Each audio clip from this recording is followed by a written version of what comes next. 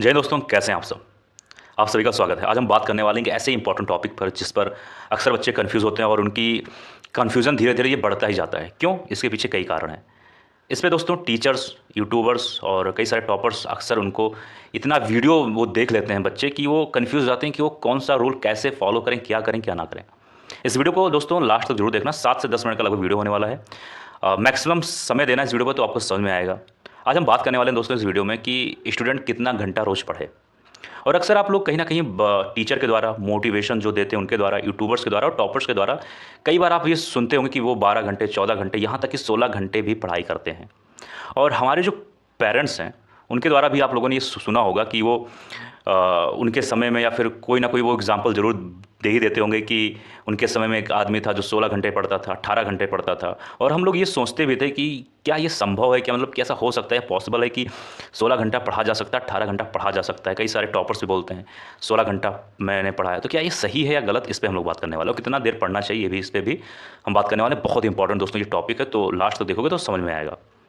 पहली चीज़, आप लोग एक चीज़ जान लो कि पढ़ाई देखो, सबसे बड़ी चीज़ है ना, जब हम जिम जाते हैं ना, तो जब जिम जाते हैं, मान लीजिए 1 घंटा आपको जिम करना, तो 10 से 15 मिनट हम लोग पहले वार्म अप करते हैं। क्यों करते हैं? कि बॉडी थोड़ी हीट, थोड़ी बॉडी मतलब वार्म हो जाए, थोड़ा मतलब एनर्जी अच्छे से आ जाए कि बाकी का वर्कआउट करने में आसानी हो। तो दोस्तों देखिए, पढ़ाई जो होता है ना मेन, वो ऐसे ही होता है। अगर मान लेते हैं आपका एग्ज़ाम 7 महीने, 6 महीने या 7 महीने से ज़्यादा मतलब 8 महीने, 1 साल, 1 साल से ज़्यादा का समय है एग्ज़ाम में, कोई भी एग्ज़ाम में, तो आपको क्या करना है, पहले वार्म अप की तरह पढ़ाई करना है। मतलब ये हुआ कि मान लेते हैं 1 साल है किसी भी एग्जाम में, तो आपको क्या करना है, 6 से 8 घंटे तक एवरीडे पढ़ना है। मतलब 6 घंटे से कम मत रखिएगा और 8 घंटे से बहुत ज़्यादा भी पढ़ने की ज़रूरत नहीं है।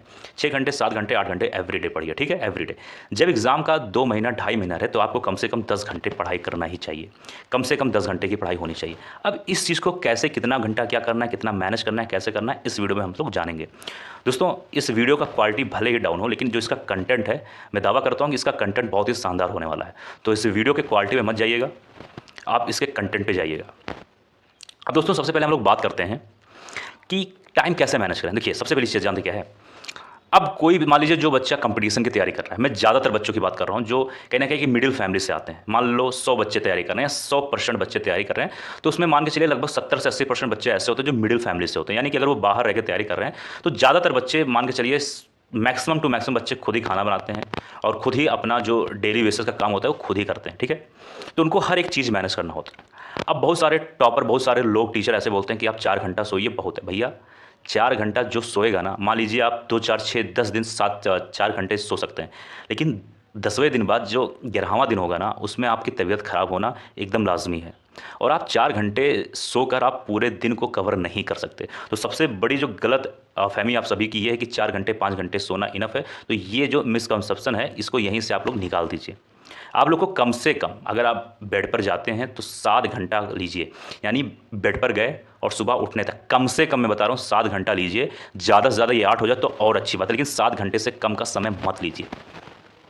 24 घंटे हैं और 24 घंटे में अगर आप लोगों ने 7 घंटा माइनस कर दिया तो बचा आपका 17 घंटा। अब 17 घंटा बचा है, ठीक है। अब 1.5 घंटा कम से कम आपको वर्कआउट लेना है। 1.5 घंटा मतलब मैक्सिमम, मोर टू मिनिमम 1 से 1.5 घंटा आपको वर्कआउट करना है। अब वर्कआउट मैंने यहाँ पर क्यों जोड़ा, देखिए वर्कआउट इसलिए ज़रूरी है कि अगर आप जरा सा भी डिप्रेस होते हैं या आपको आप मोटिवेशन नहीं कोई भी काम करने का, तो वर्कआउट एक ऐसा माध्यम है कि वो हमेशा आपको मोटिवेट करता रहेगा। वर्कआउट हमेशा करिए, हमेशा करिए। ये चीज़ ध्यान दीजिए, जब तक आप अपने बॉडी पे ध्यान नहीं देंगे ना, तब तक आपका मेंटल हेल्थ अच्छा नहीं होगा। और जो भी टीचर, जो भी कोई ये कहता हो ना कि आप अपने आप को लगा दीजिए, झोंक दीजिए आग की तरह, ये सब मत सुनो। आपकी बॉडी, जब तक आपकी बॉडी अच्छी नहीं रहेगी, जब तक आपका मेंटल हेल्थ अच्छा नहीं रहेगा, जब तक आपका कुछ भी बढ़िया आउटपुट आने वाला नहीं है। तो सबसे पहली चीज़, आपको अपने हेल्थ पे ध्यान दो, ठीक है। 1 घंटा, 1.5 घंटा कम से कम वर्कआउट किया करो। अगर आप मान के चलते हैं कि 1 घंटा वर्कआउट करते हैं, तो आधा घंटा आपको थोड़ा सा रेस्ट करने में लगेगा, ठीक है। तो 1.5 घंटा कम से कम आपको वर्कआउट पे देना ही देना है, पूरा समय लगा के, ठीक है। वर्कआउट बहुत इंपॉर्टेंट है, आपको हमेशा मोटिवेट रखेगा, ठीक। अब 1.5 घंटा आप लोगों ने वर्कआउट पे दिया। 1.5 घंटे के बाद आप लोग 1.5 घंटा कम से कम दीजिए फ्रेश होने में, नहाने में, इन सब चीज़ों में, ठीक है। तो 1.5 घंटा वर्कआउट, 1.5 घंटा फ्रेश होना, मतलब 3 घंटा हो गया। 17 में से हमने 3 घंटा माइनस किया, कितना बचा? 14 घंटे। अब हम लोग को क्या करना है, 3 घंटे देना है खाना बनाने में, खाना खाने में, ब्रेकफास्ट, नाश्ता, ये सब बनाने में, खाने में, बर्तन धुलने में। देखिए मैं इसलिए इस वीडियो को ऐसा बना रहा हूँ कि मैं हर उस बच्चे से रिलेट करता हूँ जो बच्चा बाहर रह के पढ़ाई करता है और अपना सारा काम खुद करता है। मैं उन बच्चों के को लेकर नहीं चल रहा हूँ भाई कि जो खाना बनाना, कपड़ा धुलना, हर एक चीज़ उनको बाहर से हो जा रहा है, ठीक है, क्योंकि भाई उसके लिए अच्छा खासा पैसा खर्च करना पड़ता है और ज़्यादातर बच्चे किसी तरह अच्छे से तैयारी नहीं कर पाते हैं, किसी तरह मैनेज करके तैयारी करते हैं। मैं उनके लिए बात कर रहा हूँ। अगर आप लोग अब बाहर से सब काम कराते हैं तो आपके लिए तो और ज़्यादा समय मिल जाता है पढ़ाई करने के लिए। लेकिन मैं यहाँ पर वो बात कर रहा हूँ जो बच्चे खुद अपना खाना बनाते हैं। वो अच्छी बात है, इसमें कोई शर्म की बात नहीं हो, ये बहुत हेल्दी चीज़ है, बहुत ही अच्छी चीज़। मैं खुद अपना खाना खुद ही बनाता हूँ, ठीक है, ये चीज़ ध्यान रखना। तो 3 घंटे आपको कम से कम देने हैं खाना बनाने में, बर्तन धुलने में, ब्रेकफास्ट, लंच, डिनर, जो भी चीज़ है 3 घंटा आपको देना है। और 1 घंटा आपको देना है रेस्ट करने में, यानी कि थोड़ा थक गए तो आराम कर लेना। यानी 14 घंटे में 4 घंटा माइनस कर दिए, बचा 10 घंटे। अब आपको क्या करना है, 10 घंटे को प्रॉपर बढ़िया से पढ़ना है। अब 10 घंटे प्रॉपर बढ़िया से पढ़ना है, ठीक है।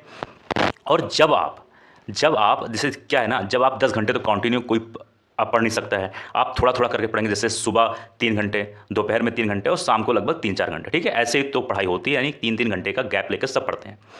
आपको क्या करना है, 10 घंटे को आपको प्रॉपर अच्छे से स्टडी करना है। लेकिन एक चीज़ आपको ये करना है, जब आप खाना बनाएं, ठीक है, जब आप खाना बनाएं, देखिए 3 घंटा तो कोई ऐसा तो है नहीं कि कंटिन्यू कोई खाना ही बनाता है। जब आप खाना बनाते हैं तो आपके पास समय होता है 10-15 मिनट आराम करने का, खाना बन रहा है या फिर ऐसे कुछ करने का। तो एक काम किया करो, जब आप 3 घंटे का स्लॉट बनाते हो ना, तो 3 घंटे जब आप पढ़ाई करने के बाद उठा करो तो एक पेज आपके पास होना चाहिए A4 साइज़ का। उसमें कम से कम 6-7 क्वेश्चन नोट कर लिया करो, ऐसे क्वेश्चन जो इंपॉर्टेंट होते हैं, ऐसे क्वेश्चन जो आपको याद नहीं होते हैं, ठीक है।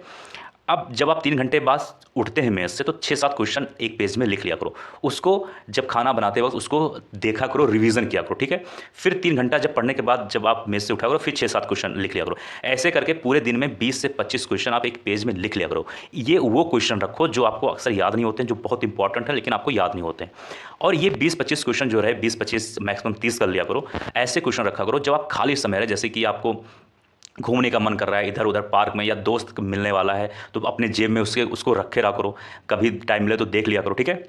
और जब खाना बनाया करो या फिर कुछ ऐसे ही टाइम किया करो, आराम किया करो, तब एक पेज रहा करे, उसको देखा करो, ओके। अगर आप ऐसा काम करते हो ना, अगर मान लेते हैं कि अगर आप पर डे 20 क्वेश्चन अगर आप इसी तरीके से याद करते हो, देखो ये कुछ जब तक अलग नहीं करोगे जब तक कुछ नहीं होने वाला। अगर आप लोगों की तरह 10 घंटा एवरीडे पढ़ रहे हो हार्ड वर्क स्मार्ट वर्क के साथ, तब भी कुछ ज़्यादा फर्क नहीं पड़ेगा। जब तक आप सब में से कुछ अलग नहीं करोगे जब तक कुछ नहीं मिलने वाला है। अब अलग कैसे किया जा सकता है, अगर आप एवरीडे 20 क्वेश्चन बढ़िया से तैयार कर रहे हो, उस वक्त जिस वक्त में लोग घूमते हैं, टहलते हैं, सोचते हैं आराम करने का समय, उस वक्त अगर आप 20 क्वेश्चन को ऐसे ही ध्यान दे रहे हो, अच्छे से पढ़ रहे हो, तो महीने में यानी कितना सवाल हो गया, 600 क्वेश्चन हो गया, ठीक है। अगर आपका 2-3 महीने एग्जाम है तो आप कहीं ना कहीं 1500-1600 क्वेश्चन तो आपका वैसे ही तैयार हो जाएगा रिवीजन से, और वो क्वेश्चन तैयार हो जाएगा जो बहुत हार्ड होता है और अक्सर पूछा जाता है। अगर आपके पास रूम पार्टनर है तो ये जो ये क्वेश्चन है ना, इसकी संख्या मल्टीप्लाई हो जाएगी, यानी एक महीने में कम से कम 1000-1200 क्वेश्चन। तो अगर आपके पास पार्टनर है तो उसको ये जरूर मोटिवेट किया करो कि जब भी पढ़ाई करके उठा करो 2-3 घंटे बाद, तो एक पेज पर 5-6-7 क्वेश्चन जो भी हुआ करे ऐसे लिख लिया करो, जो वो क्वेश्चन रहे जो अक्सर पूछे जाते हैं, इंपॉर्टेंट होते हैं। ये सब ऐसे ही क्वालिटी टाइम आपको निकालना पड़ेगा, ऐसे ही आपको 2-2 मिनट ऐसे ही कुछ स्मार्ट दिमाग लगा के आपको ऐसी चीज़ों को चुराना पड़ेगा, तब जाके आपका सिलेक्शन हो सकता है किसी भी एग्जाम में। इसको आप रियल लाइफ में भी यूज़ कर सकते हो, ठीक है। तो आपको अगर ऐसे करेंगे तो आपका ज़्यादा से ज़्यादा क्वेश्चन तैयार होगा और लोगों से आप अलग रहोगे। एक पॉइंट और, कभी भी आप एक दिन में एक सब्जेक्ट को मत पढ़िए। जैसे मान लीजिए आज आपको पढ़ना है हिस्ट्री, तो पूरा दिन हिस्ट्री मत पढ़िए। हिस्ट्री जब आप पूरा दिन पढ़ने लगेंगे तो आपको एक समय ऐसा आएगा कि आपको लगेगा कि मैंने हिस्ट्री को बहुत पढ़ लिया है, मैंने हिस्ट्री अच्छा खासा पढ़ लिया है, ठीक है। तो आपको लगेगा कि मैंने बहुत कुछ पढ़ लिया, अब मेरा पूरा दिन अब सेफ है, मैं थोड़ा घूम सकता हूँ। ऐसा कभी मत करिए। आप एक दिन में मिनिमम से मिनिमम 2 सब्जेक्ट लेकर चलिए। एक सब्जेक्ट होना चाहिए मेजर सब्जेक्ट, एक सब्जेक्ट होना चाहिए माइनर सब्जेक्ट। मेजर सब्जेक्ट वो होते हैं जो अक्सर ज़्यादा नंबर का आता है। मेजर सब्जेक्ट वो होते हैं जो आपको काफ़ी ज़्यादा टफ लगता है लेकिन वो ज़्यादा पूछा जाता है, तो आप मेजर में वो लेकर चलिए। माइनर में वो सब्जेक्ट लीजिए जो आपको आसान लगता है और वो अक्सर पूछे जाते हैं, तो आप उसको एज अ रिवीजन में साथ में लेते हुए चलते जाइए। जैसे कि मान लेते हैं पॉलिटी, तो पॉलिटी अगर यूपी पीसीएस की बात करें तो पॉलिटी यूपी पीसीएस में लगभग 20 से 25 क्वेश्चन आते हैं, ठीक है। और वहीं पर अगर हम बात करें साइंस की, तो साइंस का लगभग 12 से 15 सवाल आते हैं, ठीक, 15 सवाल मांगे चलिए। तो आपको क्या करना है, पॉलिटी को एवरीडे पढ़ना है, मैं एक बात बता रहा हूँ, और साथ ही साथ साइंस का, यानी कि आपको ऊबना नहीं। यानी कि जब आप पॉलिटी का मान लीजिए आपको एक टारगेट कि मैं 100 क्वेश्चन एवरीडे पढ़ूंगा, जब आप 100 क्वेश्चन एवरीडे पढ़ लोगे ना, तो आपके दिमाग में ये भी रहेगा कि मुझे साइंस भी पढ़ना है, तो आप बिना टाइम वेस्ट के साइंस पर भी ध्यान दोगे। नहीं तो अगर आपका पॉलिटी का 100 क्वेश्चन कंप्लीट हो जाएगा तो आपको लगेगा कि मैंने आज का टारगेट पूरा कर लिया है, फिर आपको लगेगा कि मैं घूम सकता हूँ। तो ये चीज़ मत करो, आप मिनिमम 2 सब्जेक्ट को लेकर चलो, ठीक है, तभी आपका अच्छा नंबर और कम समय में एक स्मार्ट वर्क के साथ अच्छा नंबर आ सकता है। एक पॉइंट और, आप फालतू की मोटिवेशन सुनना बंद कर दो, फालतू के प्लान बनाना बंद कर दो, लॉन्ग टाइम प्लान मत बनाओ अभी।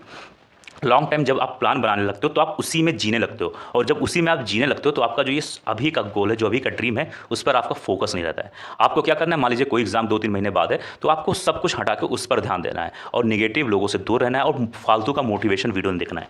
मोटिवेशन वीडियो मतलब ये हुआ कि जैसे बहुत सारे यूट्यूबर मिल जाएंगे कि अपने आप को आग में झोंक दो, अपने आप को बिल्कुल अरे पत्थर की तरह कर लो, अपने आप बारिश हो या कुछ भी हो, ठंडी हो, तुमको पढ़ते रहना है। भैया देखो, ये है बॉडी, ये ह्यूमन बॉडी है, इसका हेल्थ पे ध्यान दोगे तभी आपका मेंटल हेल्थ अच्छा रहेगा। जब मेंटल हेल्थ अच्छा रहेगा तभी आप कोई चीज़ अचीव कर पाओगे। एजुकेशन एक माध्यम होता है, उससे आप नौकरी पा सकते हो, उससे आप बिजनेस कर सकते हो, उससे आप कुछ भी कर सकते हो। तो एजुकेशन बहुत इंपॉर्टेंट होता है। ये कोई वार नहीं कि आपको फील्ड में जाना है, हाथ पैर से लड़ना है। इसमें आपको मेंटल हेल्थ पे अच्छा ध्यान देना है, तब जाके अच्छे से काम होगा। ठीक है, तो ये चीज़ ध्यान देना, फालतू का मोटिवेशन ना सुनो। हाँ, उस चीज़ पे ध्यान दो जो आपकी बेसिक चीज़ें क्या है कि 3 महीने बाद एग्जाम है, तो आपको क्या करना है, आपको एक टारगेट बनाना है, मुझे ये पढ़ना है, इतने सब्जेक्ट का ये सवाल, इतने क्वेश्चन, इतने नंबर का आता है, इस पर ध्यान दो। और एक पॉइंट लास्ट वाला है कि जब तक आपका ह्वाई, जब तक आपके अंदर आग नहीं होता ना, तब तक कोई भी मोटिवेशन दे दे कुछ फ़र्क नहीं पड़ने वाला है। बहुत सारे एग्जाम्पल आप सुनते होंगे, एग्जाम्पल सुनते भी होंगे, और यहाँ तक कि आप आसपास के लोगों को भी देखते होंगे कि अगर उनके अंदर कुछ आग हो, कुछ ह्वाई, कुछ करने का काम इच्छा होता है ना, तभी वो किसी भी कंडीशन में होते हैं वो कर लेते हैं। ठीक है, तो मेन चीज़ है कि आपने अपने अंदर आग लगाई है। आग मतलब ये हुआ कि मुझे 3 महीने में एग्जाम, मुझे ये करना है तो करना है। अब ये फालतू की चीज़ें नहीं कि मुझे कर लेना है, फिर मुझे ये करना है, ये दिखाऊंगा, ये सब कुछ नहीं। 3 महीना एग्जाम है, चुपचाप अपना जो भी है, ज्योग्राफी, पॉलिटी, हिस्ट्री, जो भी समय से अपना पढ़ाई करो, बढ़िया से आराम से एग्जाम क्लियर हो जाएगा। कोई भी डाउट हो, कोई भी चीज़ ना समझ में आए, जरूर कमेंट बॉक्स में लिख देना। मिलते हैं किसी और वीडियो में। जय हिंद, जय भारत।